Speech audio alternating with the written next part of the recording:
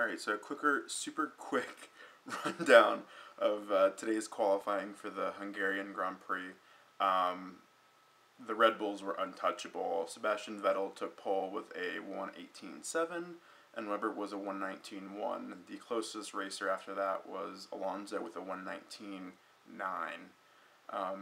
So the slowest of the Red Bulls was more than 8/10 of a second ahead of the next car. So pretty crazy pace there. This was on the soft tires, so their longer stint on hard may not be quite as quick, but looked great.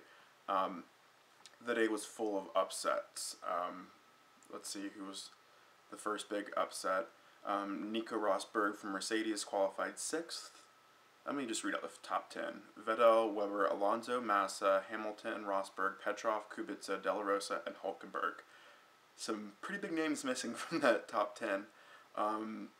Great qualifying from Rosberg. He was 6th. Schumacher was 14th.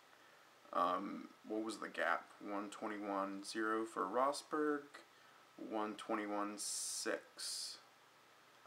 So Schumacher was more than half a second down on Rosberg. Also, Petrov outqualified Kubica.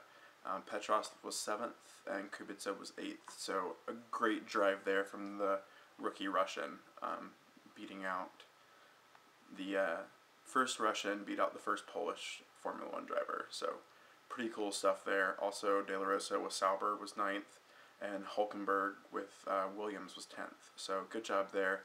Jenson Button was 11th. Rubens Barrichello, also driving for Williams. Hulkenberg's teammate was 12th. Sotil was 13th. He struggled a little bit during Q2. Buemi Liuzzi Alguersuari was 17th. Timo Glock was the fastest of the new teams. His gap, pretty big gap from Alguersuari in 17th to Glock. It was more than 2 seconds.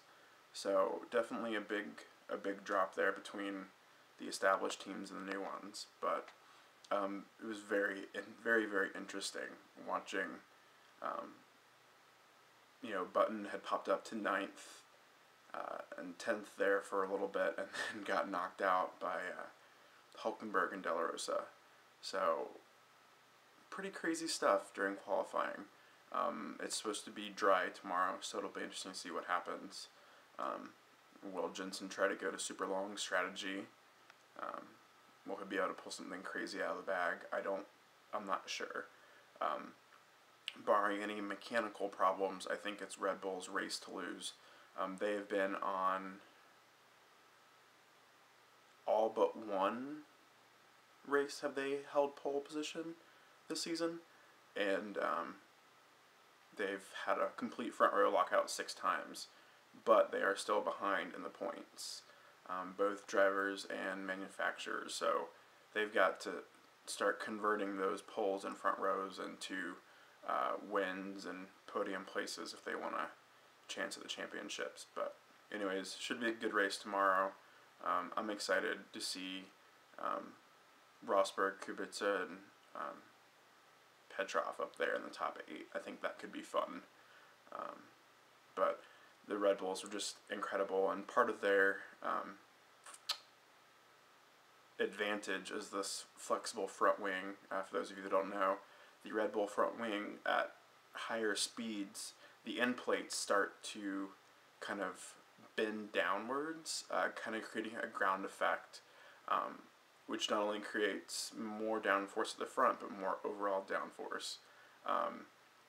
And the thing is that their wing passes FIA regulations, because you can't have, they test them, I think, by putting weights on them to test and make sure that the front wings are, rigid to a certain specification. But Red Bull has figured out a way to pass that, but still have it flex at certain speeds. And it's giving them up to 12 kilometers an hour more speed through certain types of corners on this track and others. So there's definitely an aero component that the other teams need to catch up on. So anyways, interesting. I'll report back after tomorrow's race.